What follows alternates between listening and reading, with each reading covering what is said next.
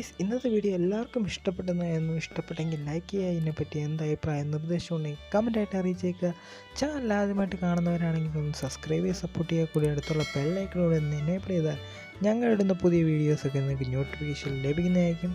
അപ്പോൾ നമുക്ക് അടുത്ത വീഡിയോയിൽ കാണാം. അതുവരെ ഗുഡ് ബൈ.